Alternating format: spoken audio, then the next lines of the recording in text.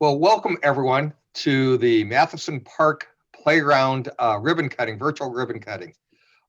During the era of COVID, we have this safe, removed ribbon cutting, but also it's a rainy day. So, as we say when we've done this past year, this is hopefully our one and only virtual ribbon cutting, but are very happy that you've joined us for this important milestone that we have here. As we want to celebrate opening up a playground that's really significant, and we'll talk about the issue of being fully accessible, why that's important.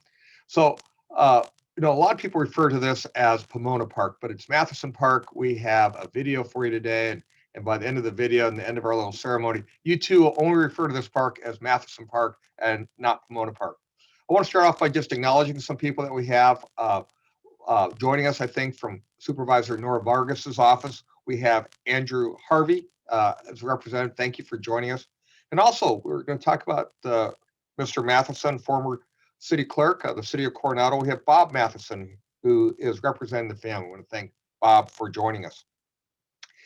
So the significance of this playground for us is, again, I got to tell you, I lived very close to this playground, and it's a heavily used playground. It's very loved by the young people in the community. And through the direction of the city council, this playground was designed to be fully accessible to people of all capabilities. And we're very proud and pleased to open this up. And we used our state park bond money to accomplish this objective. I want to make sure that I'm recognizing a variety of people. So I want to start off by recognizing the Parks and Recreation Commissioners, Allison Lancaster, Susan Shecken, Chris Toogood, Judith Mansfield, Susan Welch, and the student representative, Faith Batista. So thank you to the Parks and Recreation Commission. They're intimately involved with deciding different things about this project. We had a really nice project team put together. This was done in-house in terms of design of this project. So our Director of Recreation and Golf Services, Roger Miller, the Director of Public Services and Engineering, Cliff Maurer, and our City Engineer, Ed Walton. Ruby Carr was the city's associate architect, and she really was the hands-on in designing this park. And so we really want to acknowledge Ruby. Also, different people from Public Services and Engineering, Ian Lasley, Art Valdiva, Eddie Torres, and Dino Cambreras. And also from Parks Recreation Department, Sherry McLaughlin, because she worked on a lot of the paperwork with the Prop 68. And right over my shoulder, you'll see the Prop 68 acknowledgement. The contractor was Ari Schultz, and Doug Lewis was the project manager. And our play equipment came from Miracle Recreation. And we thank Miracle, and maybe we'll talk a little bit about that. I want to acknowledge the city council members. The city council members responded to requests from citizens saying, we want to make sure our playgrounds are inclusive for everybody. And the city council said, that is our goal. We're going to do that. And as parks, playgrounds reach the end of their useful life, they directed me to make sure that we're replacing them with a fully accessible play apparatus. And this park for the city of Coronado is our first fully accessible park with play apparatus. The park equipment needed to be replaced. We got value out of the park equipment we had there. It was at the end of its life. We needed to replace it, and we replaced it now. And it's been great seeing the amount of use that it has gotten. So I want to acknowledge in terms of our Mayor, Richard Bailey, and Councilmember Case Tanaka cannot be here because he's teaching school, but our council members, Mike Donovan, Bill Sankey, and Marvin Hines are here. And for the people that are here, I don't know if Bill, Marv, or Mike would like to say anything. Okay.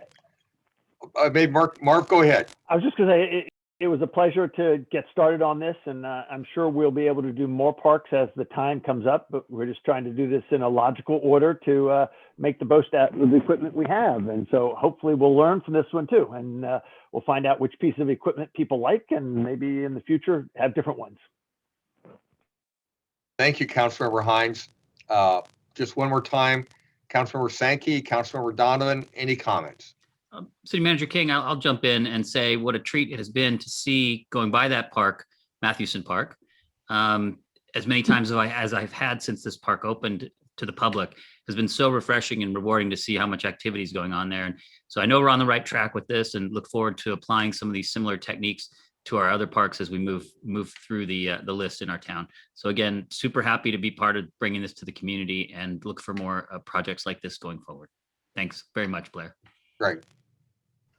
Blair, let me just say, I wanted to also thank the residents that advocated for this and helped us through the process. I think that it was a big help, and I'm happy that this day is finally here. So thanks. So, we're going to have a ribbon cutting, but as I said, we're doing this all virtually, but we prepared a nice video with a little bit of history of the park. Again, we'll talk about the name Mathewson. And again, I tell you, after you're done watching this video, you'll never talk about this at Pomona Park again. It'll be Mathewson Park for you. Let's go ahead and roll the video and do our virtual ribbon cutting.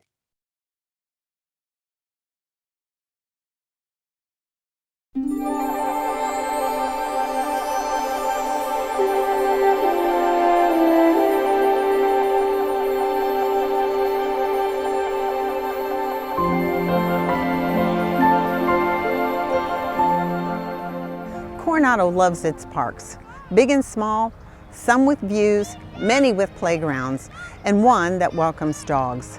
They serve as public gatherings and venues for band concerts, movie premieres, birthday parties, weddings, memorial service, games of all sorts, and lots of picnics. During COVID, they helped our businesses and gave us a safe place to dine. Children grow up in them and return to watch their own children playing, once again beginning the process. Coronado has 18 parks for a total of 46.9 acres. Today, we celebrate the reopening of Mathewson Park Playground. When the city announced a ribbon cutting at Mathewson Park, many questioned, where exactly is Mathewson Park? To answer that, we must go back in time. Many know it as Pomona Park, and at one time it was named for the street that runs alongside it. But the park we celebrate today began to take shape early in Coronado's history with an amusing name. Starting in 1914, the unnumbered tracks around Pomona Avenue that now comprise the park were referred to as Bologna Park by the residents. Local lore offers some possible explanations for the name Bologna. Bologna kind of rhymed with Pomona. The tract of land was Bologna-shaped, and the city engineer at the time, Andrew Irvist, on one occasion said, "Baloney," when told the contour of the park should be changed. In 1915, widow Sarah Haskell sold her lot to the city of Coronado for the sum of $10 to add to the park. It began a long, drawn-out process to obtain land and close portions of Pomona, Marina Place, and Guadalupe Avenue to create the park. On July 5, 1927, Ordinance Number 503 established the park and gave the area now bordered by Pomona Avenue, Adela Avenue, and Parkview Place its first official name, Pomona Park. However, on August 3, 1954, City Ordinance Number 900 changed the name of Pomona Park to Mathewson Park to honor Coronado City Clerk Arthur A. Mathewson for his 40 years of service in Coronado. The Mathewson family played a major role in the history of Coronado's early years. J.A. Mathewson arrived in San Diego after a long and harrowing journey by covered wagon from their home in Oneida, New York. The family arrived in San Diego in 1884 and by 1886 had built a commercial monopoly on Coronado. They opened Coronado's first mercantile that year, the J.A. Mathewson Grocery and General Merchandise Store, and sold food to the construction workers at the Hotel del Coronado the next year from a tent on the grounds. Prior to that, residents of Coronado had to take the ferry boat to San Diego to shop at the well-known Marston's grocery store. In 1900, Mathewson established a major presence at Tent City and later built a two-story mercantile on the corner of 2nd Street and Orange Avenue. The family resided upstairs and kept their horses and delivery wagons in the rear. Coronado had two more Mathewson stores before long, one in the 200 block of Orange Avenue and one in the 1300 block. Arthur Adelbert Mathewson was the first and only graduate of Coronado High School in 1902. In 1914, Mathewson established the Coronado Masonic Lodge, serving as its master the following year. He served on the Coronado School Board from 1922 to 1938, but was celebrated for his long tenure with the city of Coronado, first as city treasurer from 1914 to 1932, and then as the city clerk from 1932 to 1957. According to a local paper at the time, if anyone deserves the title of Mr. Coronado, it undoubtedly was A.A. Mathewson, city clerk, general historian, and a man who knew about everything there was to know about the city and how it got that way. In his almost 40 years of service, Mathewson saw the city expand and grow more beautiful. Mathewson was known as the town's best memory and most friendly official. It's an honor to be here representing my grandfather and the rest of my cousins, the ones that are still alive and the ones that have passed on. My granddad was a big influence in my life because we came down here from Northern California every summer and enjoyed our time on the beach. And he was a lot of fun, always joking, always happy. And unfortunately, he passed when I was quite young, so I don't have very many memories of him except for having a good time at his house on Park Place. Our 1.1 acre neighborhood park had its first playground installed in 1994. That 2,900 square foot playground was no longer serviceable after many years of use. So in 2019, the city and the Recreation Department held community roundtables, engaging residents, staff members from the schools, and advocates for accessible playgrounds to participate in the design of a new playground. In December 2019, the City Council reaffirmed its direction to replace the existing equipment with equipment that is inclusive and barrier-free. I'm so thrilled to be able to talk about Mathewson Park and accessible playgrounds here in Coronado. The first one being Mathewson Park and one that's coming next to Spreckles Park in the center of town. When I think about accessible playgrounds, I think about the kids on the playgrounds. And what this means to me is that kids with and without disabilities get to play together. And what that means is that they connect. And that also means that disability means less and less and less to kids who don't have disabilities because they're hanging out together and they're connecting. And these kinds of opportunities are relatively new. So I just wanted to commend the city of Coronado for doing this and making it happen. Applying Proposition 68, Coronado was eligible for grant funds for this project. And to preserve the open space, the new playground used the existing footprint. The total cost for this project was $258,000, of which Proposition 68 grant paid a little over $193,000, nearly 75% of the total. Our playground was designed in-house and the contractor was R.E. Schultz. Great care was taken to preserve the mature trees on site to take advantage of the shade they provide, and to preserve the benches that had already been dedicated to this site, particularly the one dedicated to A.A. Mathewson. It sits up on the hill, offering a perfect view of the children and families enjoying both the open space and our new playground. Our family, with our new 5-month-old, just moved into the neighborhood. A third-generation family here in the neighborhood, and we're excited that the park's been renovated, and we're just across the street. We love coming over here. We're over here almost every afternoon, so it's beautiful, and we're excited. The kids love it. The field and the new equipment is just perfect for all ages. I like that the shades are perfect, and the little talkie thingies, and the slides, definitely. Ainsley? I like the swings and the slides and the little things you can talk through. Mr. Mathewson has passed, but the park that bears his name continues to bring joy to many. We'll do a little countdown here for the grand opening. 3, 2, 1. Woo!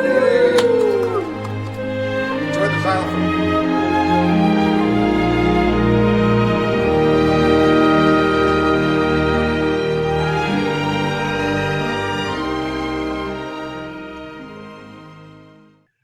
I want to thank you again for joining us with our virtual ribbon cutting. If it would have been a normal one, we'd be right now cutting a cake or having some juice or something like that, but we're not. But thank you for joining us. And, and one of the things in terms of the inclusive playground, it's more than just about the facilities or the apparatus.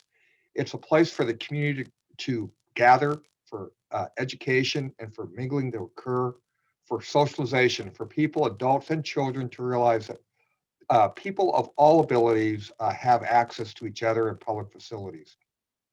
And it's about compassion for people that and where they are and what they can do, and letting people enjoy themselves. So this is more than just a place where we're celebrating the physical attributes. We are celebrating some place where the community can gather, where memories are made, where people can bring their children back to the name of Mr. Mathewson and Mathewson Park, and the issue of compassion. Those are all rolled up in this playground and the symbolism of the playground represents to the community. So thank you to the City Council for giving us the green light to do this project, and thank you for joining us. And thank you for Kelly Purvis and her team for putting together this nice virtual ribbon cutting. Thank you, everyone, and thank you for joining us.